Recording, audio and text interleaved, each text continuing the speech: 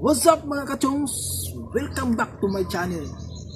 So ngayon mga chongs, alam nyo ba yung bagong virus ngayon na nagsisimula ng lumalaganap dito sa ating bansa? Na itong virus na ito ay mahigit pa sa coronavirus.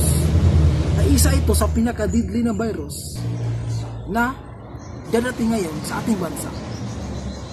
Alam nyo ba, ito yung tinatawag na Nupira virus.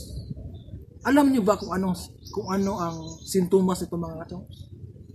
Ang mga sintomas niya ito ay palagi kang tulala. Wala ka sa isip. Sumasakit yung dibdib mo. Sumasakit yung ulo mo. Dahil meron kang Nupira virus. Meron kang gustong bilhin, pero hindi mo mabili kasi meron kang Nupira virus. Wala kang makain. Wala kang mainom na tubig. Dahil meron kang Nupira virus. Kaya mga kachong, ingatan po natin palagi yung ating mga sarili na hindi tayo maawaan itong Nupira virus kasi isa ito sa pinakadidli na virus dito sa ating bansa. Kaya kayo mga kachong, kung anong meron kayo ngayon, mga pagkain, tubig, kung ano-ano pa, tipid-tipirin nyo na mga kachong. Kasi mahirap na mawaan tayo ng Nupira virus dito sa ating bansa.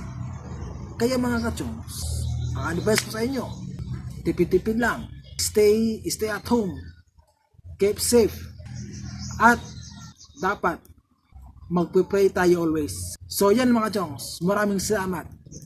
God bless.